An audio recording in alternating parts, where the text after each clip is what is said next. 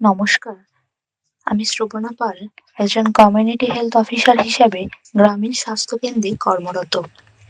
আবহাওয়াগত পরিবর্তন, বিশ্ব উষ্ণায়ন এবং জনজীবনের ওপর সেটির প্রভাব, তাপমাত্রা বৃদ্ধির জন্য মানুষের বিভিন্ন সমস্যা এবং সেটি থেকে মুক্তির কিছু উপায়।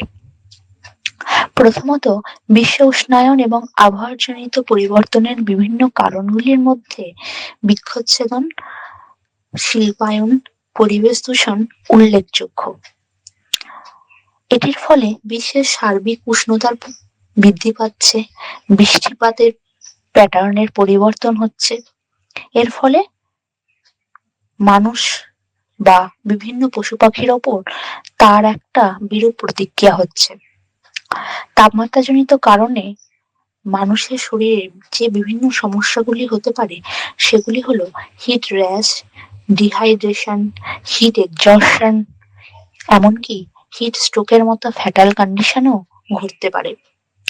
এ থেকে প্রতিকারের কিছু কিছু উপায়গুলি হলো, সাধারণত আমাদের 11টা থেকে 4টে বা এই দুপুরের প্রখর যে রোদ, সেই সময়টা যথাসম্ভব আমাদের চেষ্টা করতে হবে বাড়ির মধ্যে থাকা। এরপর আমাদের 2.5 লিটার থেকে 3 লিটার জল পান এবং যে কোনো পরিমাণে ফ্লুইড প্রচুর পরিমাণে পান করতে হবে। হালকা সুতির ঢিলে ঢালা জামা কাপড় পরা, টুপি, ছাতা ইত্যাদি ব্যবহার করা এবং মদ বা তামাক জাতীয় বিভিন্ন জিনিস থেকে বিরত থাকা। এগুলো যদি ছোট ছোট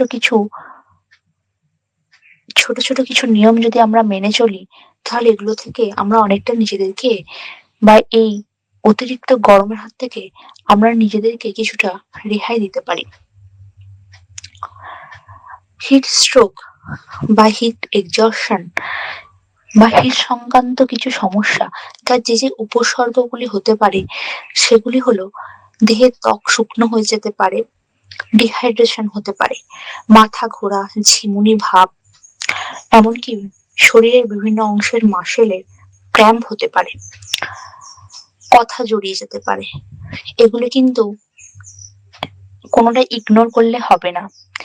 এই সমস্ত সমস্যা যদি হয়, সেই ব্যক্তিকে কোনো ঠান্ডা শীতল স্থানে নিয়ে এসে তার চোখে মুখে বা ঘাড়ে বিভিন্ন অংশে ঠান্ডা জল এবং তাকে প্রচুর পরিমাণে ওআরএস এবং ফ্লুইড প্রচুর পরিমাণে তাকে খাওয়াতে হবে এবং যদি দরকার হয় তাকে হসপিটালে নিয়ে যাওয়ার ব্যবস্থা করতে হবে। এগুলো কোনোটাই কিন্তু আমাদের ইগনোর করলে চলবে না। এইভাবে আপনারা নিজেরাও সুস্থ থাকবেন, সচেতন থাকবেন। ধন্যবাদ।